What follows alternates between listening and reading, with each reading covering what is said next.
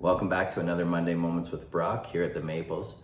I wanted to start in where we left off last week when we were discussing as you start on the way appears.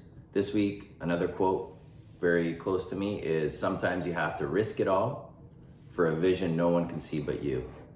Now, when I think about this, I think to myself, how do I make these risks in my life more of a comfortable space for me to continue to move forward in? And sometimes that's as simple as it is.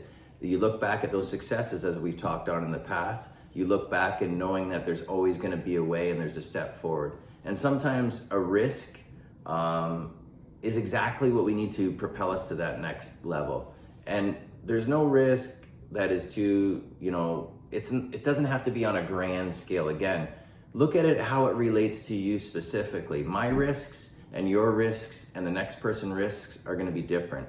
But at the end of the day, you just have to trust in yourself and know that your vision is what is the most important here. Have that vision, have that sense of knowing the way that it looks. So I'll use an example from me. When I was building Monarch in the beginning, I didn't know how that was gonna look. I thought that it was always just gonna be a small office space that I had just outside of my home.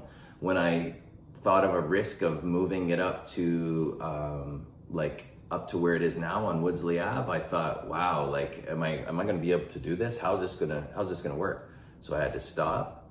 I had to see the vision, how I saw it continuing to grow, bringing in more clients, bringing in more employees. But I had to have that vision in order for that to become what it has. And then the first office space we had, which was smaller, then it moves into a larger one. And we keep having that. Those could be considered risks.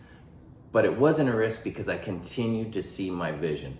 So I'm going to end on the note, and that is, always see your vision first, and then a risk will not seem as daunting as it sometimes can in the moment.